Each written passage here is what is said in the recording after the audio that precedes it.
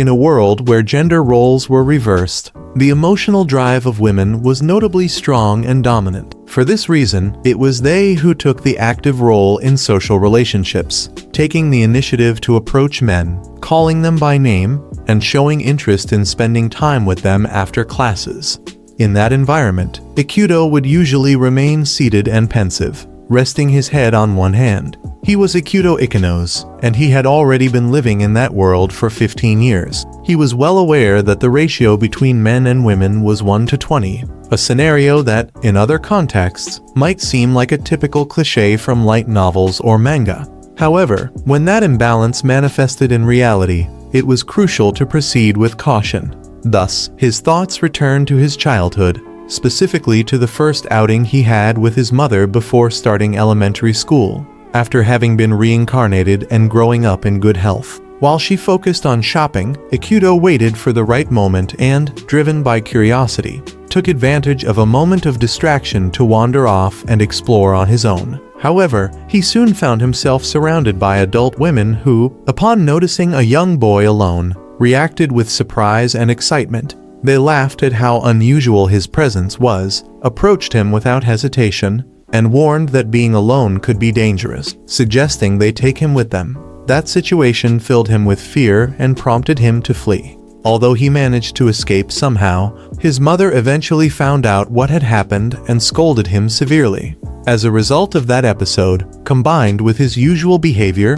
Ikuto concluded that he was considered a child prone to getting into trouble. Therefore, although he was able to attend elementary school in person, for middle school he was sent to study from home through distance education. Nevertheless, all of that was now part of the past. With a new resolve, Ikuto was preparing to face what he considered the peak of his popularity. Many girls awaited him at high school, and he believed that he was about to enter a phase in which he would receive constant attention, even to the point of forming his own harem. However, although he had that idea in mind, the reality would turn out to be very different. At school, for example, Takahashi and Tanaka held forms in their hands with clearly worried expressions. They only wanted to go home quickly, feeling afraid at the thought of being accompanied by girls, not knowing what might happen. Even so, several girls surrounded them enthusiastically, called them by name, and approached them without reservation. Observing the scene closely, Ikuto understood that in a world where women adopted predatory attitudes, men often felt intimidated and chose to remain withdrawn. While he sat there, sweating nervously, he reflected that, according to the sensibilities of his original world, there would be no reason to reject a girl's invitation. At that precise moment, someone burst into the classroom, announcing that time was up, abruptly interrupting the situation. Then, two girls firmly positioned themselves between the boys and the rest of the female students, asking everyone to leave so as not to frighten them further. They also warned that if the others persisted in approaching, they would show no mercy. It was evident that these were a kind of escorts or protectors assigned to ensure the boys could enjoy their school life in peace. They were known as male bodyguards, students of the same age, selected through a different process than the general entrance exam. They often acted as intermediaries between shy boys and overly insistent girls. Soon after, Takahashi and Tanaka ran off, repeating that they just wanted to go home and confessing that women intimidated them. One of the bodyguards watched them flee in surprise, while the other asked for a moment before announcing that she too would be leaving. The girls who had previously surrounded the boys now wore sad expressions upon realizing they were gone. Although the atmosphere held a sincere appreciation for the near-daily efforts of the bodyguards, the term male bodyguard seemed to have a double meaning, as it could refer either to a bodyguard who was male or to a person responsible for protecting males. Even so, Ikuto, with some frustration, wondered why there was so much interest in such ordinary boys like Takahashi and Tanaka, when the male bodyguards were more attractive. Sitting in class, Ikuto turned his gaze toward three girls who were talking among themselves. At that moment, he thought that if he could just get a little closer to them,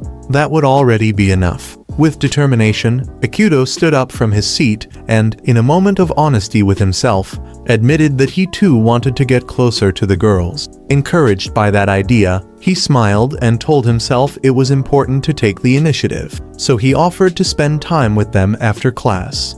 However, the girls remained silent, marking the beginning of an awkward moment. Due to his nerves, his voice took on a strange, light tone that betrayed him, leaving him embarrassed and visibly sweating. Then, the girls began commenting among themselves that Ikenos was already with Tasaka, implying that for that reason, they couldn't approach him. Ikuto, surprised by such a conclusion, hurried to clarify that, if they were referring to Rui, at that moment he was in the staff room. However, one of them hinted that she wasn't exactly referring to his whereabouts, but to something deeper, plunging the situation into a silent, confusing atmosphere. As they explained, it meant that they couldn't interfere in the pairing between Ikenos-kun and Tasaka-kun.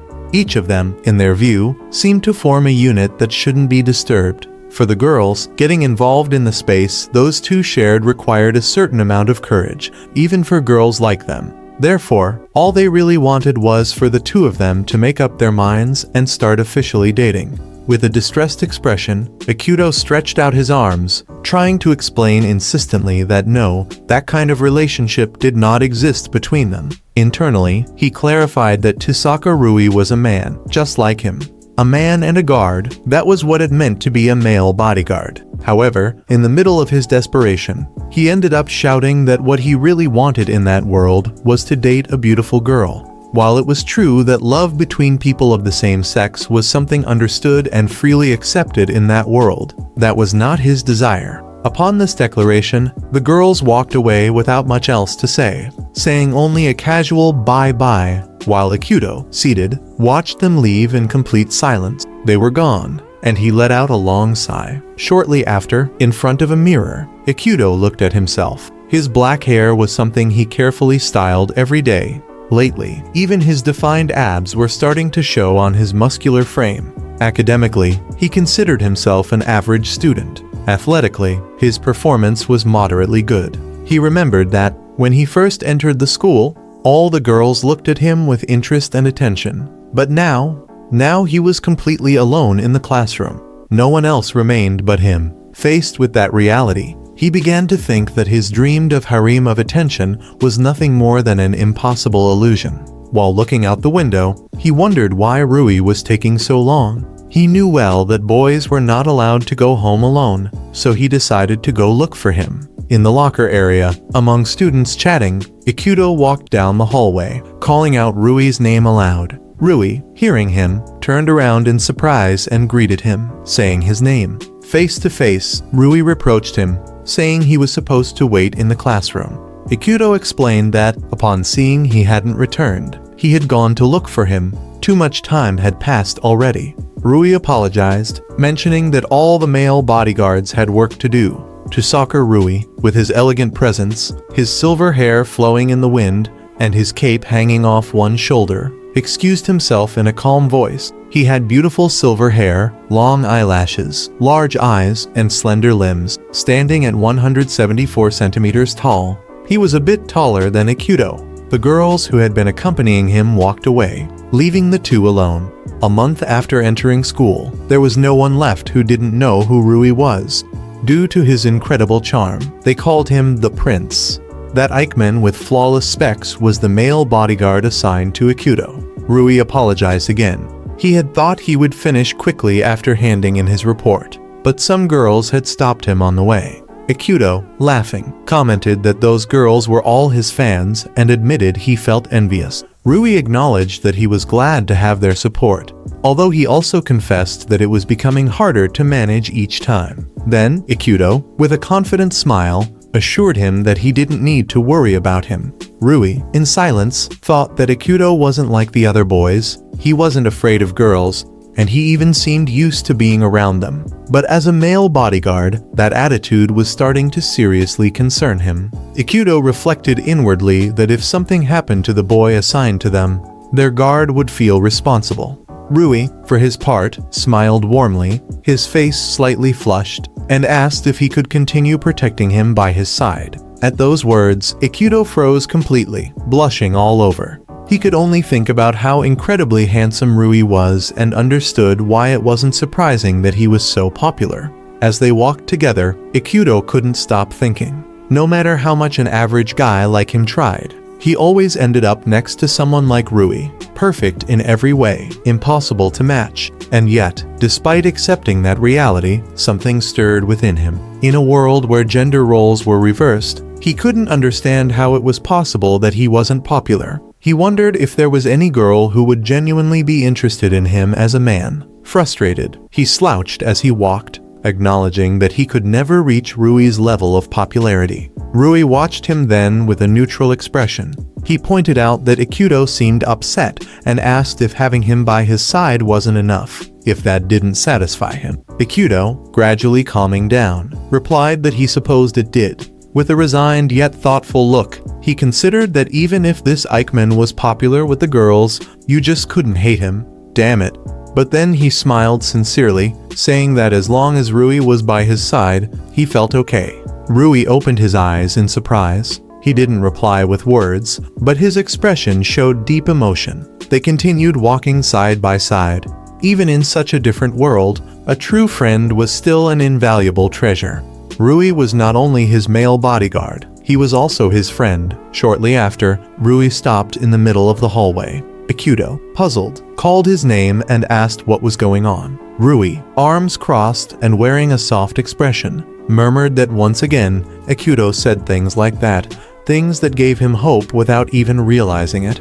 Ikuto looked at him from the corner of his eye, surprised. Rui, with slight resignation, replied that yes, he was coming. Later, as they walked down the street, Rui reminded him that they had planned to visit the new cafe across from the station that day. Ikuto, excited, responded enthusiastically that yes, he'd heard they served giant, delicious burgers there.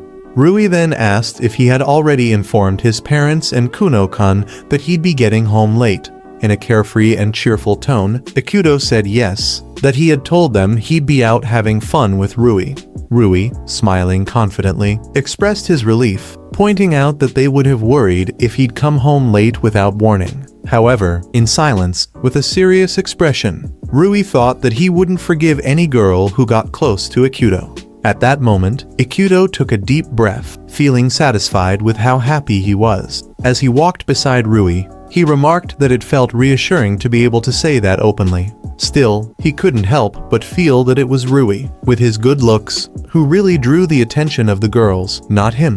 The two continued walking down the sidewalk. Rui added that, at last, they were leading a peaceful daily life. Even so, as they walked, Rui recalled how, when Ikuto had just arrived in that world, it had truly been surprising. If left unsupervised, Ikuto would often wander off alone without thinking about the consequences, and it was also common for him to approach and talk to girls without fully understanding the distance he should keep. Rui remembered how, back then, Ikuto would say things that easily sounded like pickup lines, even if they didn't come out naturally. Watching him try so hard seemed adorable. Hearing that memory, Ikuto couldn't bear the embarrassment. His face turned completely red, and he yelled, desperate, for Rui never to bring it up again. He deeply regretted it, saying that it was just a thing from his youth. Looking down, he tried to justify himself. He insisted that, at the time, that was the extent of his knowledge, and asked Rui to remember that. By then, he was still a baby. He explained that, in his previous world, he had arrived in this new one as just an infant. He was about to graduate from middle school when, one day, he simply woke up in this other world. Rui then suggested reviewing a certain issue. He asked Ikuto why he thought male bodyguards were ordered to accompany boys when they went home. Ikuto firmly answered that if a boy was alone outside of school, he could be harassed, or, in the worst-case scenario, taken by force. However, if a male bodyguard was with him, those dangerous situations didn't happen. Rui calmly confirmed that this was the correct answer. Then, with firmness, he summarized that a male bodyguard must always remain at the side of the person they're assigned to protect in order to prevent dangerous situations. He also added that being in someone's company offered other important advantages and suggested they keep moving. However, he stopped immediately, letting out a soft exclamation as he noticed something in the distance. In the middle of the street, a girl was approaching a boy and, in a flirtatious tone, told him she was already heading back. She then hinted that they could spend that time together. At that scene, Rui stepped in with calm authority, placing himself in front of them. He asked the girl to let go of the boy. From the side, Ikuto noted that persistent pursuits like that could traumatize a man, so it was best to stop immediately. The girl, visibly confused and surprised, could barely react. Without another word, she ran off, shouting apologies as she fled. Rui reasoned that by being together, they could act quickly if they ever witnessed a man being harassed. Ikuto smiled at the remark and nodded with a simple yeah. As they continued walking, Ikuto sank into more reflections. Even after spending 15 years in that world, with its pronounced differences between men and women, he still hadn't completely shed the mindset he brought from his original world. He acknowledged that Rui understood very well how to treat him. He thought that, being someone so ordinary, he wouldn't be in danger if he went out alone. That idea made him believe he would never really be at risk. However, with Rui walking beside him, he had come to realize that he shouldn't go out alone or act on his own whims. He credited that change in his behavior to Rui's guidance. As they walked on, Ikuto kept thinking. Rui seemed incredibly kind. Even after all that time, he continued to take care of him with dedication and had never abandoned him, despite the fact that Ikuto was, without a doubt, more troublesome than other boys. He also remarked that Rui was more attractive than he was and pointed out that Rui himself could be a target of harassment by some woman, so he needed to be careful. Rui, as calm as ever, responded that he was fine and thanked him for his words. At that moment, the same boy from earlier approached the two of them, thanking them for what they had done. He acknowledged that they were very brave, even though they were men. Ikuto and Rui reacted at the same time, surprised by the statement. The boy looked at them with a bit of curiosity, focusing especially on the uniform Rui was wearing. Without saying anything else, he stepped away with a hesitant gesture, mumbling something unclear as he asked to be excused. Still puzzled, Ikuto wondered what had just happened, and whether, for some reason, that boy had remembered something important. Rui, thoughtful, decided it was best to leave. He called Ikuto by his last name, and he nodded without hesitation. As the evening fell, already in front of his house, Ikuto smiled happily. He commented that the burger he had eaten was delicious. He waved goodbye, thanking Rui for accompanying him once again. He also asked him to be careful on his way back. Rui, returning the gesture with a smile, waved back. As he walked away, he admitted that, although he felt a little sad to leave, he also really wanted to get home and change into comfortable clothes. Once inside the building where he lived, Rui thought that Ikuto still believed male bodyguard simply meant a guard whose gender was male. However, he felt that Ikuto still didn't fully understand everything that term implied. He reflected that Ikuto didn't realize how unusual it was for a man to protect another boy. Even so, he concluded that this clumsiness and naivety were also part of Ikuto's charm. Already at home, Rui began to change clothes. As he did so, he softly murmured Ikuto's name and fell deep in thought. In truth, he hadn't said everything. He was still hiding something important about himself. He wondered whether Ikuto would be happy to know who he really was and deeply hoped he could accept his true self. Because, in the end, all he wanted was for Ikuto to accept him just as he was. He knew well that the world they lived in was very different. There, men had become the prey, and women, on the other hand, were the carnivores. The ratio was overwhelmingly unequal. For every 20 women, there was only one man. Rui understood that better than anyone. His appearance, similar to that of other men, helped ensure they didn't feel threatened in his presence. In that world, men tended to prefer women who were slim, petite, and flat-chested. For that reason, male bodyguards dressed and behaved like men. However, at that very moment, Rui felt that something was different. The reflection staring back at her from the mirror showed an image completely opposed to that ideal. That was why she believed her past had to remain hidden. Suddenly, the sound of her phone broke her thoughts. When she looked at the screen, she was stunned. She couldn't believe it. It was Ikuto. Meanwhile, at a nearby store, Ikuto looked visibly cheerful. He had found exactly what he was looking for. With a basket in hand, he walked through the aisles, happy for the chance to buy some snacks. He grabbed several bags decisively, exactly what he needed. He knew he had to get the Kyushu soy sauce ones and also the salted ones with nori. As he continued his search, several women watched him in amazement, whispering among themselves about how unusual it was to see a man shopping alone. With a drink in one hand and a carefree smile, Ikuto thought it was enough to take a quick look around and then enjoy his snacks while watching a live stream at home. Around him, the murmurs continued. It was strange to see a boy shopping without company. Suddenly, a voice called to him from afar. Someone said his name. Ikuto turned around, surprised. Rui was approaching, waving a hand in greeting. With a playful expression, Rui patted him on the head in greeting, causing a small nervous yelp from Ikuto. In a teasing tone, he joked, asking if she was following him. Rui kept a gentle, though thoughtful, expression. She explained that she was shopping there too, and that it was just a coincidence. Since she had seen him, she decided to wait and walk home with him. Then she showed him the message Ikuto had sent just earlier, saying he was going to the neighborhood supermarket. Rui had replied, thanking him for the heads up, and now expressed her happiness to see that Ikuto had kept his promise to keep her informed. Ikuto reacted with a slight jolt, remembering that, yes, he had sent that message. Holding his bag and with a confident smile, he thought he had handled everything perfectly. While in the background, several women continued watching him with interest. Rui looked at him with a gentle warning. She reminded him not to let his guard down. Just because no one had bothered him that day didn't mean he was completely safe. Ikuto accepted the comment with a nod. Then, with a touch of curiosity, he asked her a question.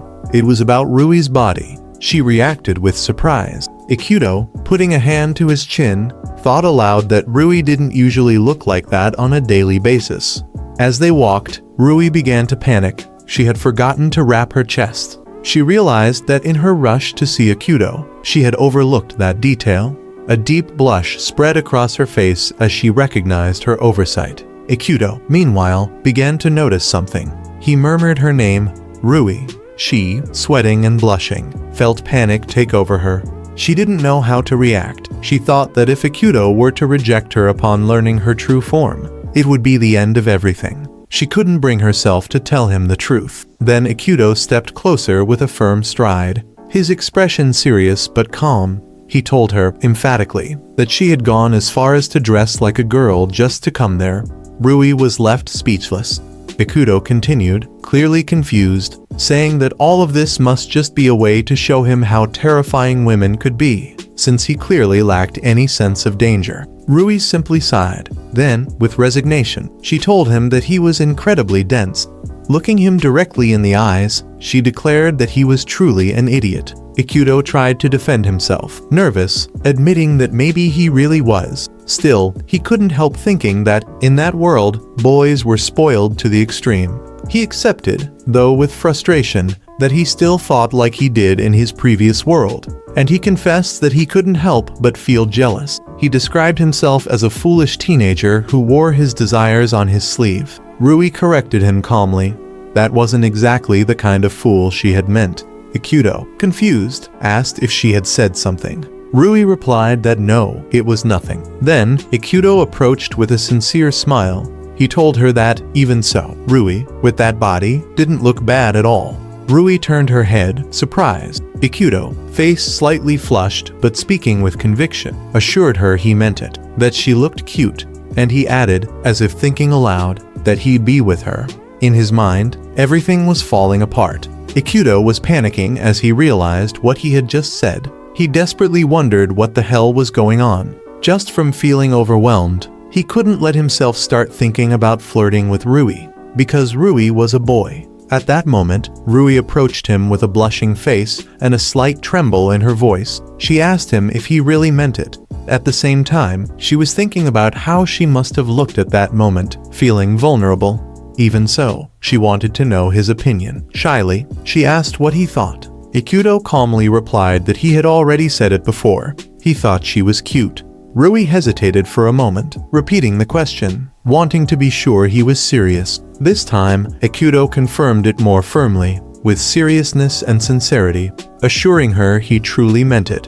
Rui lowered her gaze slightly. Her expression softened as she let out a held-in sigh. She accepted his words. If that's what Ikuto thought, then it was okay. Deep down, she felt that only Ikuto was capable of seeing her true self. A little later, the two of them walked together in silence. It was Rui who broke it, saying it was time to head home. To that, Ikuto replied cheerfully that yes, it was. In her thoughts, Rui kept repeating over and over that it really was just him, only Ikuto. Then, with an unexpected change in tone, Rui asked him if he had checked the group chat.